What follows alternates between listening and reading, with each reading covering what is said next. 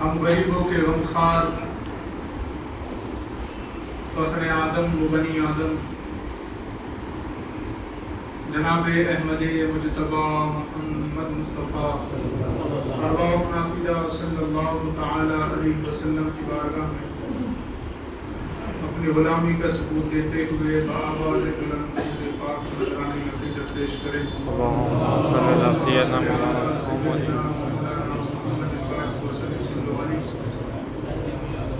صلاۃ و سلام علیک یا رسول اللہ صلی اللہ تعالی علیہ وسلم۔ عزیزان ملت اسلامیہ، جیسا کہ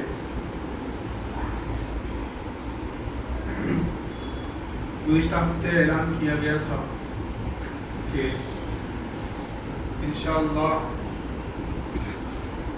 امام ربانی مجدد الفسانی کا تذکرہ کیا جائے گا، تو انشاءاللہ مجدد الفسانی کی بارگاہ میں خراج عقیدت ہم لوگ ضرور پیش کریں گے، اور ساتھ ہی انشاءاللہ مختصر اعلیٰ حضرت کی زندگی کے تعلق سے کچھ لفظ کی جائیں گی۔ اعلیٰ کے گزشتہ ہفتے مکمل تفصیل کے ساتھ امام عشق و محبت اعلیٰ حضرت امام احمد رضا خان فاضل بریلوی کا تذکرہ ہو چکا ہے، لیکن چونکہ آج آپ کے عرس کی تاریخ ہے اور پوری دنیا میں آپ کا عرس آج کے دن 2:38 پر منایا جاتا ہے، تو انشاءاللہ ان کا بھی تذکرہ کیا جائے گا۔ آئیے سب سے پہلے امام ربانی مجدد الفسانی کے تذکرے سے آغاز کرتے ہیں۔ امام ربانی مجدد الفسانی کے تعلق سے شاعر مشرق اور قلندر لاہوری نے کچھ کلمات لکھے تھے، یعنی کہ علامہ اقبال نے مجدد الفسانی کے تعلق سے جب ان کے مزار پر علامہ اقبال گئے تو آپ نے کچھ کلام لکھا، وہ آپ کو بتاتے چلوں۔ آپ نے لکھا کہ حاضر ہوا میں شیخ مجدد کی لحد پر، وہ خاک کے ہے زیر فلک مطلع انوار، اور اس خاک کے ذروں سے ہے شرمندہ ستارے، اس خاک میں پوشیدہ ہے وہ صاحب اسرار۔ اور فرمایا کہ گردن نہ جھکی جس کی جہانگیر کے آگے، گردن نہ جھکی جس کی جہانگیر کے آگے، جس کے نفس گرم سے ہے گرمی احرار، اور وہ ہند میں سرمائے ملت کا نگہبان، اللہ نے بر وقت کیا جس کو خبردار کیے، عرض یہ میں نے کہ عطا فکر ہو مجھ کو، آنکھیں میری بینا ہے وہ لیکن نہیں بیدار، اور باقی کلمہ فکر سے تھا ولولے حق، ترنو نے چڑھایا نشہ خدمت سرکار۔ تو یہ علامہ اقبال نے خراج تحسین پیش کیا تھا امام ربانی مجدد الفسانی کی بارگاہ میں، جب آپ کی حاضری ہوئی تھی۔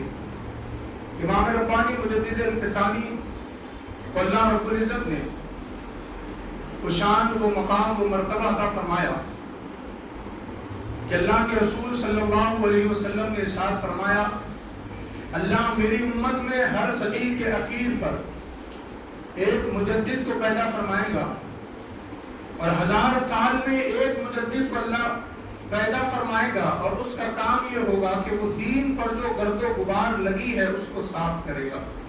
اور مجدد کا معنی وہ مطلب بھی یہی ہوتا ہے، کیونکہ مجدد کہتے ہی اسے ہے جو گرد و غبار کو صاف کرے گا۔ امام ربانی مجدد الفسانی کی پیدائش سے پہلے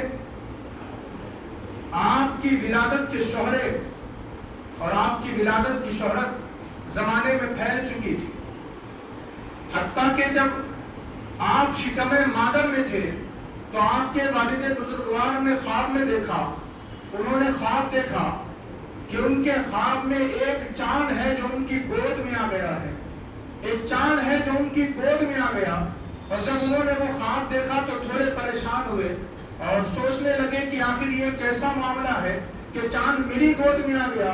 جب مجدد الف ثانی کے والد نے علماء کرام کی طرف رجوع کیا اور اس خواب کی تعبیر پوچھی تو ان کو بتایا گیا کہ آپ کے خواب کی تعبیر یہ ہے کہ بہت جلد اللہ تبارک و تعالی آپ کو بیٹے جیسی عظیم نعمت عطا فرمائے گا۔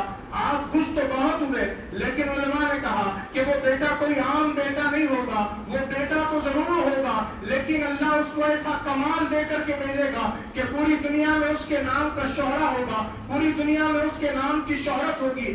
ایسا بیٹا اللہ تبارک و تعالیٰ آپ کو عطا فرمائے گا۔ یہ سن کر آپ بڑے خوش ہوئے، اور اس کے علاوہ بھی بہت سارے واقعات ملتے ہیں جہاں پر امام ربانی مجدد الف ثانی کی ولادت سے پہلے کی بہت ساری واقعات نظر آتے ہیں، لیکن آئے ہم چلتے ہیں۔ امام ربانی مجدد الف ثانی نے اپنے تعلیم کا آغاز جب شروع کیا، اس کے بعد آپ لاہور گئے اور لاہور کے ایک مدرسے میں آپ نے تعلیم حاصل کی، اور آپ کا علم ایسا علم تھا کہ آپ جب علم حاصل کر رہے تھے اسی دوران آپ کے استاد نے جب آپ کے علم کو دیکھا تو اسی دوران آپ کے استاد نے آپ کے علم کو دیکھ کر کے کہا کہ تو وقت کا مجدد بننے والا ہے، تو وقت کا مجدد بن کر کے سامنے آئے گا، یہ آپ کے استاد نے کہا۔ اس کے بعد آپ دیکھیں 17 سال کی کم قلیل مدت کے اندر 17 سال آپ کی عمر ہوئی تھی، اور 17 سال میں اللہ نے آپ کو ایسا علم عطا فرمایا کہ نہ صرف عالم بنے، نہ صرف مفتی بنے، بلکہ 17 سال کی عمر میں مجدد الف ثانی کا فتویٰ چلا کرتا تھا۔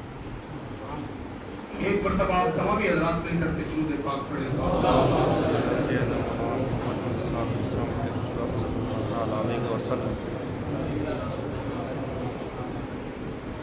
17 سال کی عمر میں آپ کے نام کا ڈنکا بجتا تھا، آپ کے فتوے مانے جاتے تھے 17 سال کی عمر میں۔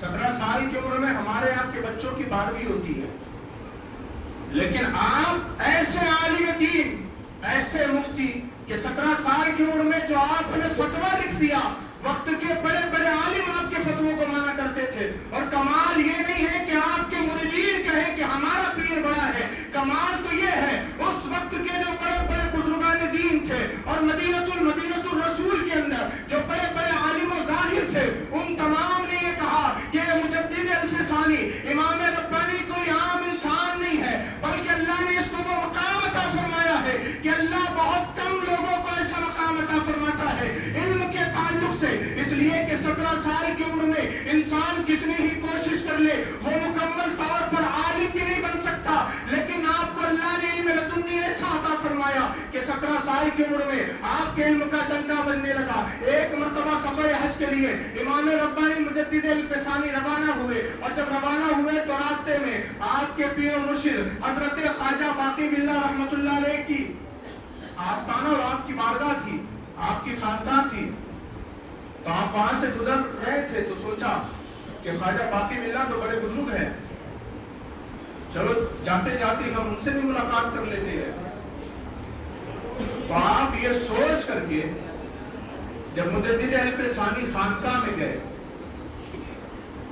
تو آپ نے سوچا کہ چلو ملاقات کر لیتے ہیں۔ ادھر حضرت خواجہ باقی باللہ رحمۃ اللہ علیہ اپنی خانقاہ میں بیٹھ کر کے آپ انتظار کرنے لگے تھے، حضرت خواجہ باقی باللہ انتظار کرنے لگے تھے، تو مریدوں نے کہا کہ حضرت آپ کس کا انتظار کر رہے ہیں، آپ کس کا انتظار کر رہے ہیں؟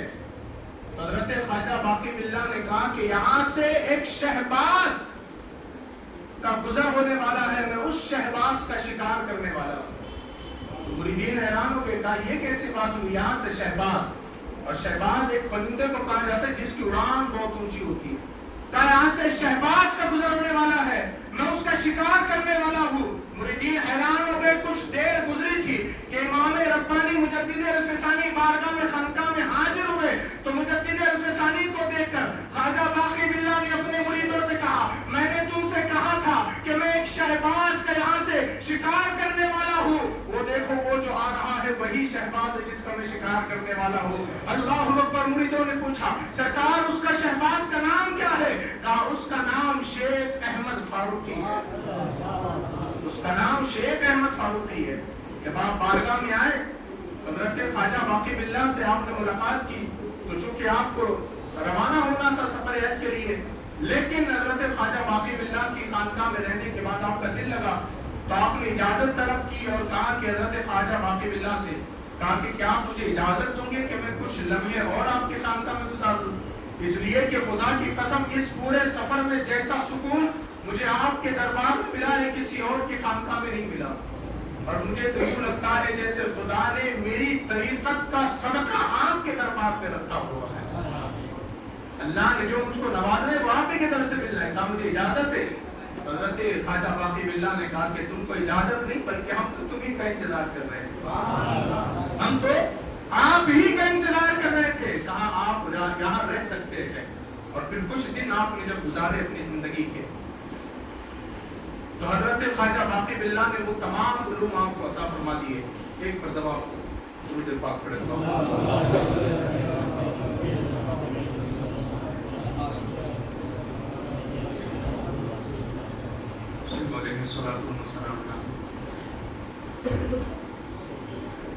آپ پریشان شاید ہو گئے کیونکہ سردی کی وجہ سے یہ کیفیت ہے۔ بہرحال سردی ہو گرمی ہو بخار ہو، ہم اپنے محبوب ولیوں کا ذکر کرنا کبھی نہیں چھوڑتے، اور اسی لیے تو کہا نا کہ ایسے آقاؤں کا بندہ ہو رضا بول والے میری سرکاروں کے۔ آپ حضرات توجہ سے سن رہے ہیں نا؟ جی ہاتھ اٹھا کر گئے یا رسول اللہ، بولے نا آواز سے یا رسول اللہ۔ خواجہ باقی باللہ کو آپ نے سب عطا کیا، آپ سفر حج کے لیے روانہ ہوئے، سفر حج مکمل کیا، وہاں سے جب آپ لوٹ کر کے واپس آئے تو آتے سمے آپ اپنے والد بزرگوار کے ساتھ واپس آ رہے تھے، تو راستے میں ایک رئیس تھا، حاکم تھا، تو وہاں سے آپ کا گزر ہوا۔ اس حاکم کے خواب میں ہم سب کے آقا حضور رحمت عالم تشریف لائے۔ جب آقا تشریف لائے تو حاکم بادر کھڑا اور پوچھا کہ سرکار دو عالم سے کیا خدمت کر سکتا ہوں؟ تو سرکار دو عالم نے کہا کہ میرا ایک بیٹا ہے جو یہاں سے گزر رہا ہے، میں یہ چاہتا ہوں کہ تم اپنی بیٹی کا نکاح میرے اس بیٹے سے کرا۔ حالانکہ حضرت امام ربانی سید نہیں ہے، حضور کی آل سے نہیں ہے، لیکن مصطفیٰ نے آپ کو اپنا بیٹا کہا ہے، اور آپ جان کر کے خوش ہو جاؤں گے حضرت مجدد الفسانی حضرت فاروق اعظم کی اولاد میں سے ہیں۔ تو رئیس نے، اس حاکم نے پہلے تو کہا کہ سرکار میں ان کو پہچانوں گا کیسے؟ تو مصطفیٰ دوسری مرتبہ خواب میں آئے اور آنے کے بعد کہا کہ تم کہتے ہو کہ اس کو پہچانوں گا کیسے؟ کہا یہ دیکھو تمہارے سامنے مجدد الفسانی شیخ احمد فاروقی کھڑا ہے، حالانکہ اس وقت مجدد الفسانی سفر حج پر تھے، لیکن یہ میرے آقا کی قدرت ہے کہ مصطفیٰ جسے چاہے جب چاہے دکھا دیا کرتے۔ کہا یہ شیخ احمد فاروقی ہے، کہا دیکھ لو۔ تو وہ پہچان لی، پھر وہ راستے پر انتظار کرنے لگے، اس لیے کہ بے خبر جو غلاموں سے ہو وہ آقا کیا ہے، تو وہ راستے پر انتظار کرنے لگے، کہا ان کا گزر ہوگا۔ جب گزر ہوا تو آپ نے اپنی بیٹی کا نکاح کرایا۔ بہرحال طویل تاریخ آپ کی ہے، لیکن آپ کو لے چلتا ہوں حضرت مجدد الفسانی کی بارگاہ میں۔ حضرت مجدد الفسانی ایک ایسے شیخ کے مرید ہے، حضرت خواجہ باقی باللہ ہندوستان کی تاریخ میں سب سے پہلے جو سلسلہ نقشبندی کسی نے لایا ہے تو حضرت خواجہ باقی باللہ رحمۃ اللہ علیہ نے لایا ہے۔ حضرت خواجہ باقی باللہ کی وہ شان کہ آپ کا ایک نان بائی تھا جو روٹی بنانے والا تھا، اس کو نان بائی کہتے ہیں۔ آپ کے مہمانوں کا کھانا بن رہا تھا اور جب لکڑیاں ختم ہو گئی تو اس نان بائی نے اپنا پیر کاٹ کر کے اس کو آگ کے اندر ڈال کر کے جلایا اور پھر روٹیاں پکائی۔ جب حضرت خواجہ باقی باللہ کو پتا چلا کہ اس نے ایسے کیا تو اس کو بلایا، اور جب لوگوں نے اس کو اٹھا کر کے لایا تو پوچھا حضرت باقی باللہ نے کہ تم نے ایسے کیوں کیا؟ حالانکہ تم انتظار کر سکتے تھے اور لکڑیاں لانے کا انتظار کرتے، لیکن تم نے یہ کیوں کیا؟ تو اس نے کہا سرکار مہمان آپ کے ہو اور وہ آپ کے در پر آنے کے بعد کھانے کا انتظار کرے، یہ مجھے گوارا نہیں ہے، اس لیے میں نے یہ چاہا کہ زندگی میں جو ہوتا وہ ہو کر رہے گا، لیکن ابھی میں آپ کے مہمانوں کا انتظام کر دیتا ہوں۔ حضرت خواجہ باقی باللہ نے جب دیکھا تو آپ خوش ہو گئے، آپ اس سے خوش ہوئے، کہا تم نے یہ کیا لیکن شریعت ہمیں اس کی اجازت نہیں دیتی۔ کیا لیکن شریعت اس کی اجازت نہیں دیتی. اب کتنے ایسے پیر ہیں جو شریعت کی بات کرتے ہیں، تم نے کیا پر شریعت اس کی اجازت نہیں دیتی. سرکار اب تو کر دیا، اب کیا کر سکتے ہیں. حضرت خواجہ باقی باللہ نے کہا اب تم نے جو کرنا تھا وہ کر لیا، اب باری تمہاری نہیں تمہارے مرشد کی ہے. اب دیکھو خواجہ باقی باللہ کیا کرتا ہے. حضرت خواجہ باقی باللہ نے ہاتھ اٹھائے، کہا مولا تیرا یہ بندہ میری محبت میں اس نے اپنے پیر کو قربان کر دیا.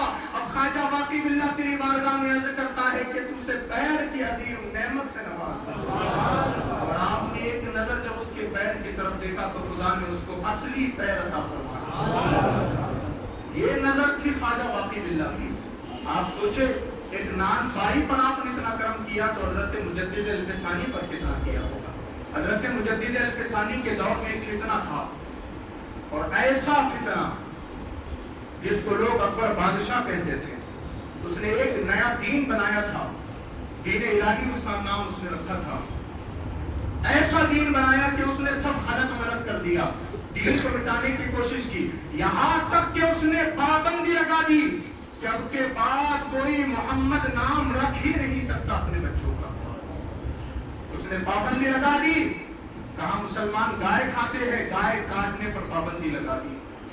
وہ مسلمانوں مسجدوں کے محراب پر اس نے مورتیوں پر رکھنے کا حکم دیا. اور کہا کوئی کیا کرتا ہے، کوئی کیا سلام کرتا ہے، کوئی نمستے کرتا ہے، کوئی ہیلو کہتا ہے. کہا یہ سب کو ملا دیا جائے. کہا اب سے ہر کسی کا ایک ہی سلام ہوگا.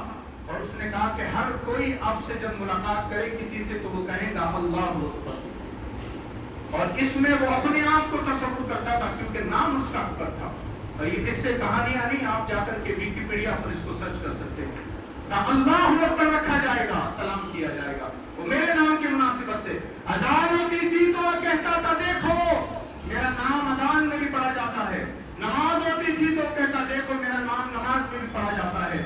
اس نے دین مصطفیٰ کو مٹھانے کی کوشش کی، اور اس کی دلیل یہ تھی کہ 1000 سال گزر گئے، اب دین محمد کی کوئی ضرورت نہیں ہے، اب نئے دین کو پیش کیا جائے گا. یہ کہہ کر جب اس نے یہ کہا، لیکن وہ یہ نہیں جانتا تھا کہ اس دین کو مٹانے کے لیے کبھی نمرود بھی آیا تھا، حضرت ابراہیم نے اس کا مقابلہ کیا تھا. اس دین کو مٹانے کے لیے کبھی فرعون آیا تھا، کبھی شداد آیا تھا، خدا نے اس کے مقابلے موسیٰ کو بھیجا تھا. اس دین کو مٹانے کے لیے ابو جہل آیا تھا، خدا نے اس کے مقابلے مصطفیٰ رحمت کو بھیجا تھا. اس دین کو مٹانے کے لیے کبھی تو وہ آیا تھا یزید، لیکن اس دین کو بچانے کے لیے خدا نے امام حسین کو بھیجا تھا. اس دین کو مٹانے کے لیے جوگی جیپال آیا تھا، لیکن اس دین کو بچانے کے لیے خدا نے معین الدین اجمیری کو بھیجا تھا. اس دین کو مٹانے کے لیے پھر ایک بادشاہ نے سر اٹھایا، اکبر بادشاہ نے، لیکن وہ یہ نہیں جانتا تھا وہ جس دین کو مٹانے کے لیے اپنے سر کو اٹھا رہا ہے،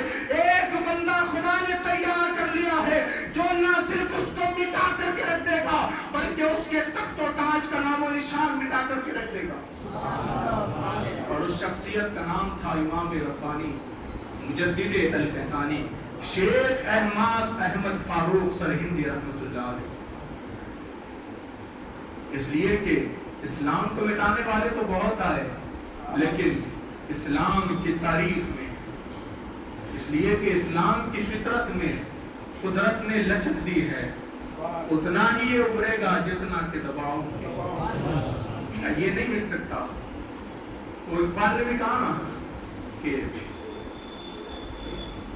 اگر تم ان کے دل سے دین محمدی نکالنا چاہتے ہو تو دیکھ کر انہیں فرنگی تخیلات اسلام کو حجاز و یمن سے نکال دو. لیکن مٹانے کی کوشش بہت ہوئی لیکن کوئی مٹا نہ سکا. اس نے یہ تمام چیزیں کر دی، علماء پر پابندی لگا دی، جید علماء کو اس نے قتل کیا، پھانسی پر چڑھایا، سر قلم کیے، بہت سارا ظلم کیا. حضرت مجدد الفسانی اٹھے اور اٹھنے کے بعد آپ اس کے دربار میں گئے اور جانے کے بعد کہا جو تم دین کی بات کرتے ہو نا، یہ دین یہ جو تم نے لایا ہے یہ تمہاری دنیا میں برباد کرے گا، آخرت بھی برباد کرے گا. اور اکبر بادشاہ نے اپنے محل سے نکال دیا. لیکن اس کے بعد میں جہانگیر بادشاہ ہے، اکبر کا بیٹا، جب جہانگیر آیا وہ بھی اسی دین کو فالو کرنے والا تھا، دین الہی جس کا نام تھا. اس نے وہ ہمیشہ یہ چاہتا تھا، انہوں نے اپنے سلطنت میں یہ رائج کر دیا تھا کہ جو بھی ہمارے پاس آئے گا وہ ہمیں سجدہ کرے گا، سجدہ تعظیمی کرے گا. یہ بادشاہ کے آداب کے اندر لکھ دیا دیا اور مصطفیٰ نے کہا کہ سجدہ تعظیمی بھی حرام ہے اور خدا کے سوا کسی کو سجدہ عبادت بھی حرام ہے، لیکن انہوں نے سجدہ تعظیمی کو اس وقت لازم کر دیا۔ مجدد الفسانی کو جہانگیر بادشاہ نے بلایا اور بلا کر کے کہا کہ تم میرے پاس سجدہ کرو۔ مجدد الفسانی نے انکار کر دیا، کہا میں سجدہ نہیں کرنے والا، لیکن آس پاس کے جو ہوتے ہیں انہوں نے مشورہ دیا کہ بادشاہ سلامت جہانگیر ایسے کرو کہ اگر مجدد الفسانی دروازے سے آئے گا تو وہ سجدہ تو نہیں کر سکتا، لیکن ایسے کرو دروازے بند کر دو، جب مجدد الفسانی کھڑکی سے اندر آئیں گے تو ان کو پہلے اپنا سر جھکا کر کے کھڑکی میں اندر آنا پڑے گا، اس کے بعد وہ اپنے پیر کھڑکی کے اندر داخل کریں گے۔ کہا وہ اپنا سر جھکائیں گے، تم اسی کو اپنا سجدہ سمجھ لینا۔ انہوں نے مشورہ تو دیا لیکن وہ جانتے تھے کہ یہ میرا کچھ نہیں بگاڑ سکتے، اس لیے کہ پشت پر جس کے مصطفیٰ کا ہاتھ ہو، اس لیے کہ پشت پر جس پر غوث اعظم کا ہاتھ ہو، اس لیے کہ پشت پر جس کی غریب نواز کا ہاتھ ہو، اسے دنیا کی کوئی طاقت نہیں مٹا سکتی۔ مجدد الفسانی کو بلایا تھا آپ محل میں آ جائے۔ جب انہوں نے دیکھا کہ کھڑکیاں کھلی ہے، دروازے بند ہے، کھڑکیوں سے داخل ہونا ہے، تو آپ سمجھ گئے یہ کیا چاہتا ہے، یہ چاہتا ہے کہ میں اپنا سر اس کے سامنے جھکاؤں اور کھڑکی کے اندر سے داخل ہو جاؤں، لیکن مجدد الفسانی نے کہا میں ایسے نہیں کروں گا۔ کہا پھر کیسے کروں گے؟ مجدد الفسانی نے اپنا سر پہلے کھڑکی میں نہیں ڈالا بلکہ پہلے اپنا پیر کھڑکی میں ڈالا اور اس کے بعد اندر داخل ہوئے۔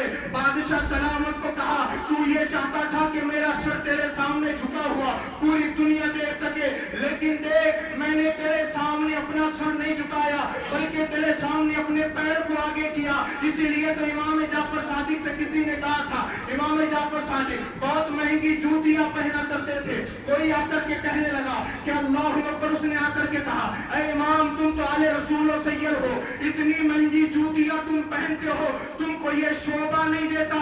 تو امام جعفر صادق نے کہا تھا ہم اس لیے اتنی مہنگی جوتیاں پہنتے ہیں تاکہ تم جیسے دنیا کے لالچی لوگوں کی نگاہ ہمارے سر پر نہ رہے بلکہ ہمارے پیروں پر رہے، اس لیے قیمتی جوتیاں پہنتے ہیں۔ حضرت مجدد الفسانی اندر داخل ہوئے اور آنے کے بعد کہا میں تجھے ہرگز سجدہ نہ کروں گا، میں اپنی جان دے دوں گا لیکن سجدہ نہیں کروں گا، اس لیے کہ روح محمدی تو یہ گوارا نہیں کہ ان کا بیٹا سجدہ کرے۔ جہانگیر نے آپ کو قید کروا دیا گوالیر کے قلعے کے اندر، گوالیر کے قلعے میں آپ کو قید کرایا۔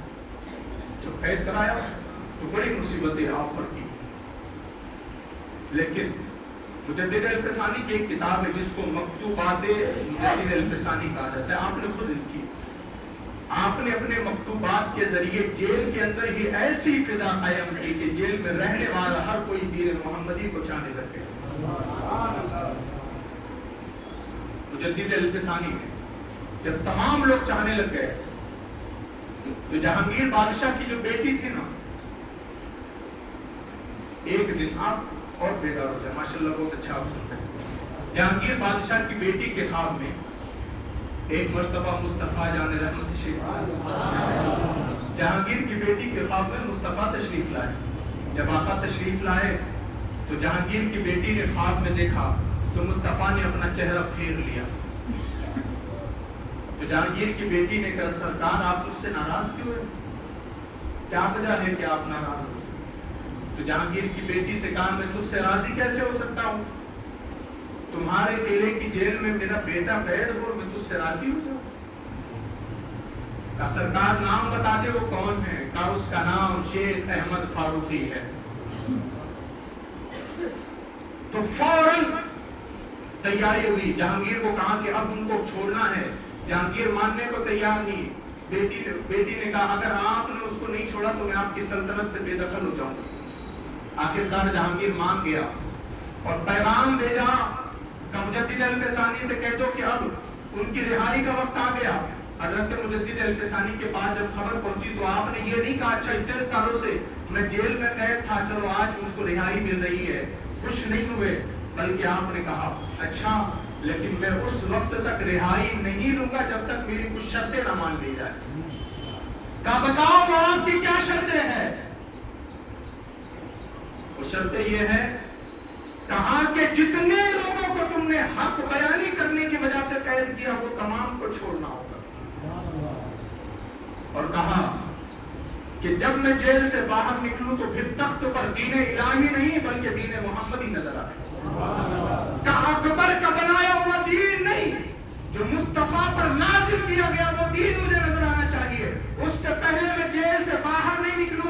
سپاہیوں نے کہا شیخ احمد فاروقی سے، کہا تمہیں ڈر نہیں لگتا کتنے بڑے بادشاہ کی بارگاہ میں تم ایسے بات کرتے ہو؟ مجدد الفسانی نے کہا یہ کوئی بادشاہ نہیں ہے، اس لیے کہ اس گلی کا گدا ہوں جس کے، میں اس گلی کا گدا ہوں جس کی گلیوں میں مانگتے تاجدار پھرتے ہیں۔ کہا اس لیے کہ یہ بڑا بادشاہ ہے، کہا میں اس کو بڑا بادشاہ نہیں مانتا، اس لیے کہ میں جس کو بڑا بادشاہ مانتا ہوں وہ میری پشت پناہی کر رہے ہیں۔ کہا وہ کون ہے جن کو آپ بادشاہ مانتے ہیں؟ کہا تمہارا بادشاہ مجھ پر کوئی ظلم کر لے لیکن میں جھک نہیں سکتا، اس لیے کہ مجھے پتا ہے میں جہاں پر نیچے جھکنے کی کوشش کروں گا مصطفیٰ کا کرم مجھے بچا لے گا، مصطفیٰ کا فضل مجھ کو بچا لے گا۔ کہا میں تمہارے بادشاہ کو نہیں مانتا۔ اللہ اکبر۔ اور پھر وہ شیخ احمد فاروقی مجدد الفسانی جب جیل سے باہر نکلے تو آپ نے کیا دیکھا؟ وہ تمام لوگ بھی رہا ہو چکے تھے اور اسی کے ساتھ تخت پر دین الہی نہیں بلکہ دین محمدی جلوہ گر تھا۔ اور اکبر بادشاہ نے ایک بار کیا کیا کہ اس نے تمام لوگوں کو ایک بڑے میدان میں جمع کیا۔ ایک طرف اس نے بڑے خزانے، مال، دولت، کھانے کی چیزیں سب رکھی اور ایک طرف پھٹے پرانے کپڑے رکھے اور کہا کہ دیکھو ایک طرف دین الہی ہے اور ایک طرف دین محمدی ہے۔ دین الہی مالدار ہے اور دین محمدی غریب ہے، کہ تمہارا فیصلہ، تم جو چاہے جس دین کو چاہے چننا چاہو چن لو۔ تو لوگ تو لالچ میں آئے، انہوں نے تو اکبر کے دین کو چنا۔ جب ادھر وہ داخل ہوئے تو ادھر صرف پہلے دو لوگ داخل ہوئے۔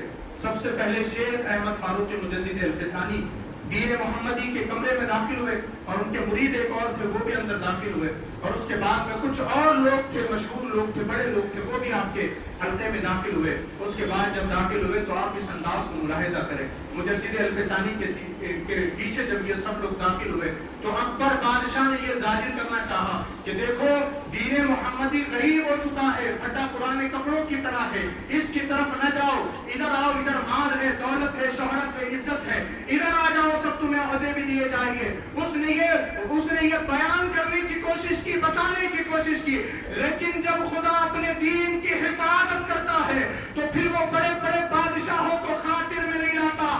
مجدد الفسانی پر خدا نے الہام کیا، جب مجدد الفسانی کی طرف جو آنے والے تھے وہ آ گئے، مجدد الفسانی نے اپنی ہاتھ کی انگلی سے ایک دائرہ بنایا اور اپنے مریدوں سے، اپنے چاہنے والوں سے کہا کہ اس دائرے سے باہر نہیں نکلنا، اس دائرے کے اندر ہی داخل ہونا، اس لیے کہ اب جو ہونے والا ہے وہ دنیا تاریخ میں یاد رکھیں گی۔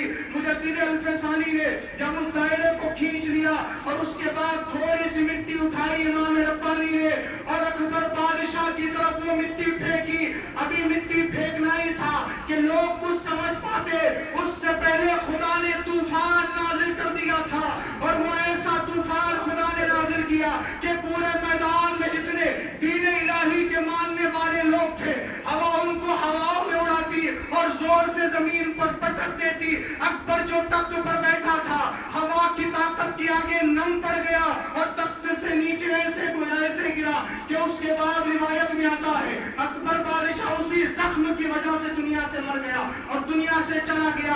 جب وہ طوفان نازل ہوا تو لوگوں نے کیا دیکھا؟ ایک مرتبہ وہ تاریخ بھی بنی اور ایک مرتبہ وہ تاریخ بھی دہرائی گئی، اس لیے کہ آج امام ربانی نے اپنے ارد گرد دائرہ کھینچا تھا، ہمیں تاریخ کہیں اور لے کر کے جاتی ہے۔ ہم نے جب 800 سال پہلے دیکھا تو اجمیر کی سرزمین پر میرے خواجہ نے بھی ایک دائرہ کھینچا تھا اور کہا تھا جوگی جے پال تو جتنا چاہے جادو کر لے، لیکن جو اس دائرے میں ہے ان کے بال کو بھی ہاتھ نہیں لگا سکتا۔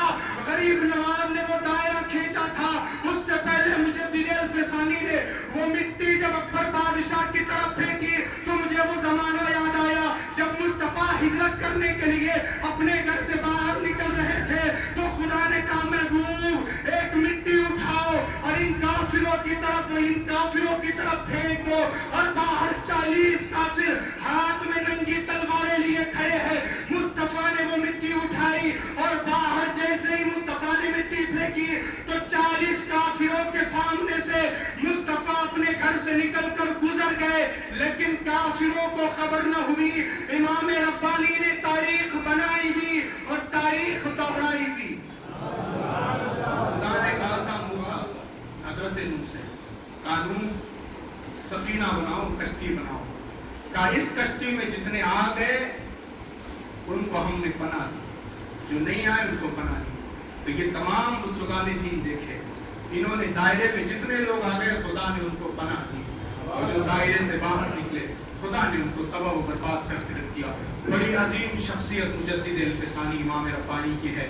آپ ہی کی وجہ سے دین الہی کو ختم کیا گیا, دین الہی کو مٹایا گیا, اور آپ ہی کی وجہ سے دوبارہ دین محمدی تک بڑھایا. اور اس کے بعد جہانگیر نے بعد میں جب توبہ کی تو اس کے بعد میں اسی کی اولاد میں سے ایک ایسا بادشاہ آیا جس کو خدا نے بڑا عظیم المرتبت مقام دیا, اور اسی بادشاہ کو دنیا اورنگزیب عالمگیر رحمت اللہ علیہ کے نام سے یاد کرتی ہے. اور اورنگزیب عالمگیر رحمت اللہ علیہ نے بڑے کارنامے انجام دیے. تو وہ مجدد الفسانی کی ذات ہے. سلسلہ نقشبند کے عظیم بزرگ بھی ہے, اور حضرت خواجہ باقی باللہ کے سلسلے سے جتنے مرید ہیں وہ سلسلے کے باقی سلسلے کے اندر جاتے ہیں, لیکن جو مجدد الفسانی کے سلسلے آتے ہیں سے آتے ہیں ان کو نقشبندیہ مجددیہ کہا جاتا ہے. اور میں آپ کو بتا دوں, حضرت شیخ احمد فاروق سر ہندی مجدد الفسانی حضرت فاروق اعظم کی اولاد میں سے ہے. اور آپ کا جو یہ جاہ و جلال تھا, رتبہ تھا, آپ جو اتنے نڈر تھے, بے خوف تھے, اس کی وجہ یہ تھی کہ آپ کی رگوں میں عمر فاروق کا خون دوڑ رہا تھا. اور آپ کو سلسلہ نقش کے بند کے تعلق سے بتا دوں, اور سلسلے حضرت مولا علی سے ہو کر کے بنتے ہیں, لیکن واحد سلسلہ نقش بند ہے جو حضرت ابو بکر صدیق اور مصطفیٰ سے بنا ہے. واحد سلسلہ نقش بند ہے جو مصطفیٰ اور حضرت ابو بکر صدیق سے بنا ہے.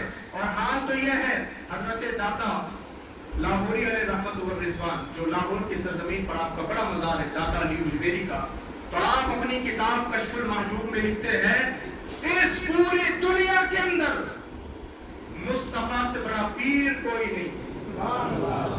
اس پوری دنیا میں مصطفیٰ سے بڑا پیر کوئی نہیں, اور اس پوری دنیا میں ابو بکر سے بڑا مرید کوئی نہیں. داتا دربار سے یہ داتا نے یہ کہا تھا, محمد سے بڑا کوئی پیر نہیں, ابو بکر سے بڑا کوئی مرید نہیں. اور سلسلہ نقشبند آقا علیہ السلام, پھر حضرت ابو بکر صدیق, اور پھر حضرت اویس قرنی سے یہ ہوتا ہوا یہ سلسلہ چلتا ہے. بڑا عظیم سلسلہ بھی ہے اور بڑی عظیم شخصیت مجدد الفسانی کی بھی ہے. اور میں آپ کو بتا دوں, مختصر اب تو 5 منٹ آپ کے لیتا ہوں, اس لیے کہ جماعت کا بھی وقت ہے, اس کے بعد کچھ اعلانات بھی ہے. اللہ نے 500 سال 400 450 سال پہلے مجدد الفسانی کو پیدا کیا, اور 100 سال پہلے امام احمد رضا خان فاضل بریلوی کو پیدا کیا. اب آپ دیکھ لیں دونوں کی مماثلت کتنی ہے. مجدد الفسانی کی پیدائش بھی شوال کے مہینے میں ہوئی ہے, اور اعلیٰ حضرت امام احمد رضا کی پیدائش بھی 10 شوال کو ہوئی ہے. مجدد الفسانی کا وصال بھی 28 صفر کو ہوا ہے, اور امام احمد رضا خان فاضل بریلوی کا وصال بھی 25 صفر کو ہوا. خدا نے اتنی مماثلت رکھی کہ آپ دیکھیں ایک امام ربانی مجدد الفسانی شیخ احمد ہے تو دوسرا شیخ امام احمد رضا. ایک شیخ احمد ہے تو دوسرا امام احمد ہے, اور ایک مجدد ہے تو دوسرا بھی مجدد ہے. خدا نے اتنی مماثلت رکھی, اس لیے کہ جب خدا کے دین پر حملہ ہوا تو مجدد الفسانی آگے آئے, اور جب مصطفیٰ کی شریعت پر اور مصطفیٰ کے معجزات پر حملہ ہوا تو امام احمد رضا آگے آئے. اسی لیے ہم فخر سے کہتے ہیں ہمیں مسلمان بنانے والے غریب نواز. آپ نے تو تڑپ کے جواب دینا چاہیے. ہمیں کلمہ پہنچانے والے, ہمیں مسلمان بنانے والے غریب نواز ہے, اس لیے کہ ہمیں دین اور کسی نے دیا ہے, کلمہ کسی نے دیا ہے, ایمان کسی نے دیا ہے, تو اسے حضرت خواجہ معین الدین چشتی اجمیری کہا جاتا ہے. اور اگر کسی نے ہمارے عقیدہ توحید کی حفاظت کی ہے تو اسے امام ربانی مجدد الفسانی کہا جاتا ہے. اور اگر کسی نے ہمیں محبت رسول میں چلنا سکھایا ہے تو اسے اعلیٰ حضرت امام احمد رضا نے. تو دین دیا غریب نواز نے, بچایا امام ربانی اور امام احمد رضا نے, اور ہمارے عقیدوں کی حفاظت کی.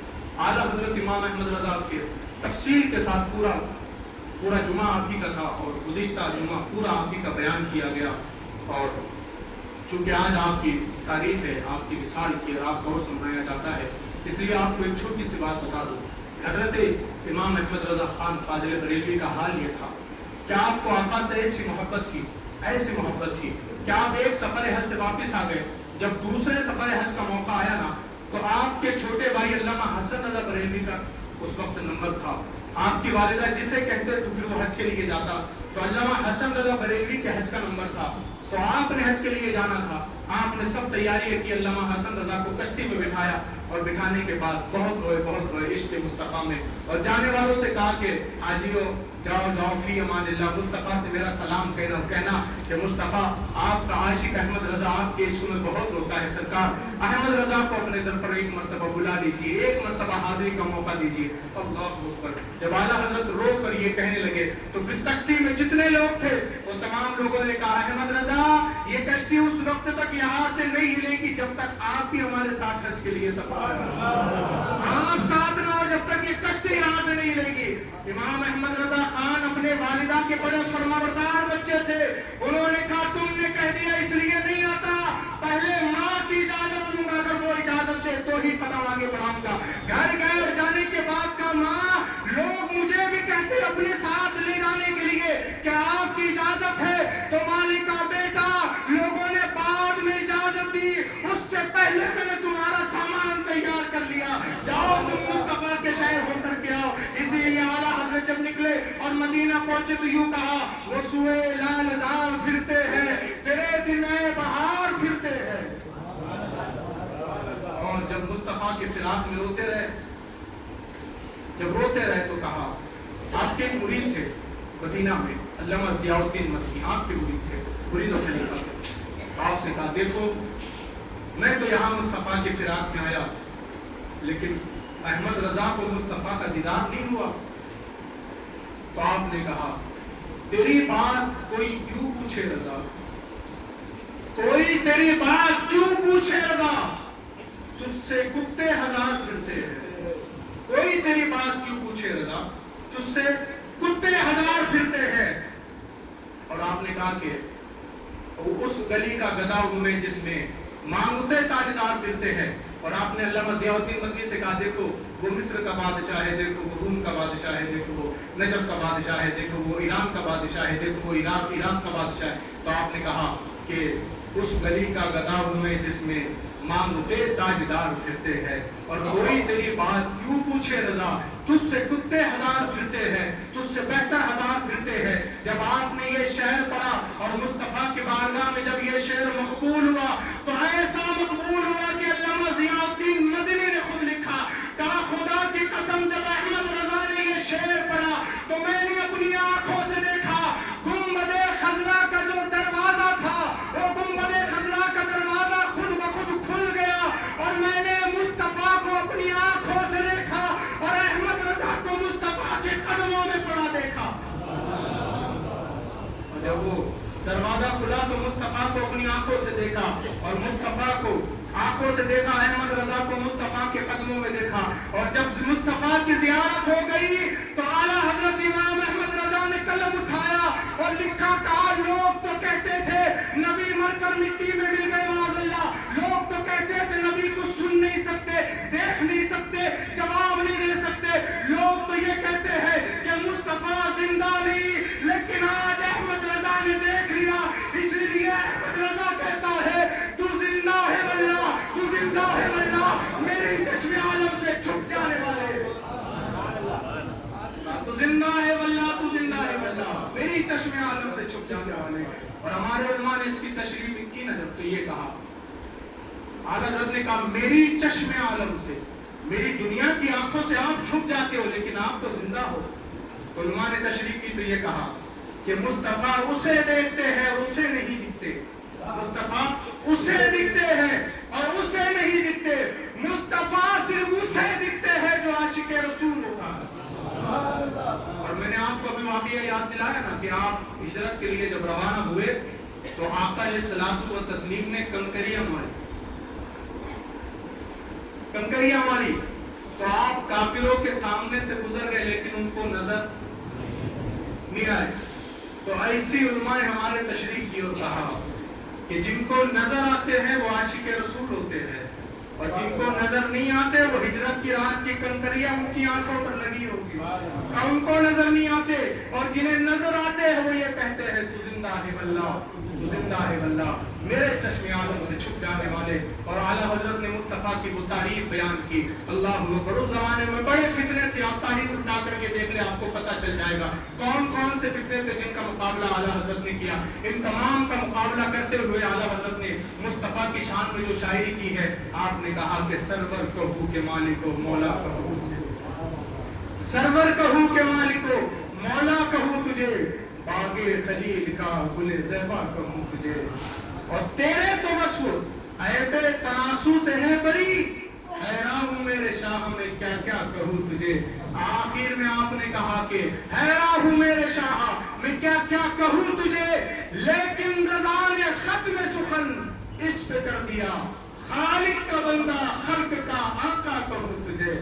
لیکن رضا نے ختم سخن اس پہ کر دیا، خالق کا بندہ خلق کا آقا کہوں تجھے. اور کہا کہ لہد میں عشق رخ شہ کا داغ لے کے چلے، اندھیری رات سنی تھی چراغ لے کے چلے، اور وہ کیا بھٹک سکے جو یہ سراغ لے کے چلے. اور ایسے آقاؤں کا بندہ وہ رضا، بول والے میری سرکاروں کے. تو اعلیٰ حضرت امام احمد رضا خان فاضل بریلوی علیہ رحمت و رضوان کی شان کہ اللہ نے آپ کو بڑا مقام عطا فرمایا. اور آپ دیکھیں اس زمانے کے اندر اعلیٰ حضرت پر کفر کا فتویٰ لگانے والا کوئی بھی موجود نہیں تھا. کفر کا فتویٰ لگانے والا کوئی موجود نہیں تھا، اس لیے کہ سب جانتے تھے اعلیٰ حضرت کا عشق رسول، سب جانتے تھے اعلیٰ حضرت کے تعلق سے. اس لیے آپ پر کسی نے اس وقت زمانے میں کفر کا فتویٰ ہی نہیں لگایا. تو جب ان کے بڑے بڑوں نے فتویٰ نہیں لگایا تو پھر آج چھوٹے کیوں فتویٰ لگاتے ہیں اعلیٰ حضرت کے کفر پر. اللہ اکبر. تو وہ اعلیٰ حضرت کی تفصیل کے ساتھ الحمدللہ ہماری گزشتہ ہفتے پوری تفصیل اعلیٰ حضرت کی بیان کی جا چکی، اس لیے کہ جمعرات کی فاتحہ کی تاریخ کا اعلان کیا گیا تھا، اس لیے اس سے پہلے ہی اعلیٰ حضرت کی سیرت بیان کی جائے، اس لیے گزشتہ ہفتے بیان ہو چکی ہے. لیکن چونکہ بعد میں وہ جمعہ کی تاریخ کر دی گئی، اس لیے مناسب یہ تھا کہ کچھ لمحات اور کچھ باتیں اعلیٰ حضرت کی ہم بیان کر دیں تاکہ آپ کی بارگاہ میں ہمارے خراج عقیدت اور خراج تحسین پیش کی جا سکے. ایک تو جو بزرگ کا ہم نے تذکرہ کیا وہ امام ربانی مجدد الف ثانی شیخ احمد فاروق سرہندی رحمۃ اللہ علیہ، اور دوسرا جس کا ہم نے تذکرہ کیا وہ اعلیٰ حضرت امام احمد رضا خان فاضل بریلوی علیہ رحمۃ اللہ. اور ایک تیسری شخصیت تھی جن کا تذکرہ ہم اس ہفتے نہیں کر سکے، وہ حضرت امام حسن مجتبی رضی اللہ تعالیٰ کی وصال کی تاریخ بھی 28 سفر ہے. لیکن چونکہ امام حسن کا ہم تذکرہ اس سے پہلے آپ کی پیدائش کے موقع پر کر چکے ہیں، اس لیے یہاں مناسب نہیں ہوا. اور انشاءاللہ یہ ہمارے بزرگان دین کا جو سلسلہ پورا سال سے چلا آ رہا تھا، ہر ہفتے کسی بزرگان دین کے تعلق سے جن کا عرص ہوتا ان کا بیان ہوتا، تو یہ سلسلے کا یہاں پر اختتام ہوتا ہے. اور انشاءاللہ اگلے جمعہ سے انشاءاللہ سب سے پہلے توحید پر بیان کیا جائے گا، خدا تبارک و تعالیٰ کی وحدانیت کا بیان کیا جائے گا، اور پھر اس کے بعد مصطفیٰ کی رسالت کا بیان ہوگا، اس کے بعد صحابہ کا بیان ہوگا، اس کے بعد اماموں کا اور پھر اولیاء کا. اس انداز سے یہ ایک نئے سلسلے کا یہاں سے انشاءاللہ آغاز ہوگا. تو اگلے ہفتے انشاءاللہ توحید اور رسالت کے تعلق سے کچھ باتیں توحید پر مکمل بیان ہوگا، اور مصطفیٰ کی پیدائش سے پہلے کے کچھ واقعات کچھ باتیں بیان کی جائیں گی. اللہ رب العزت کی بارگاہ میں دعا ہے جو کہا سنا کہنے سننے میں غلطی ہو اللہ رب العزت معاف فرما لے، کچھ علامات آپ معاف فرما لے.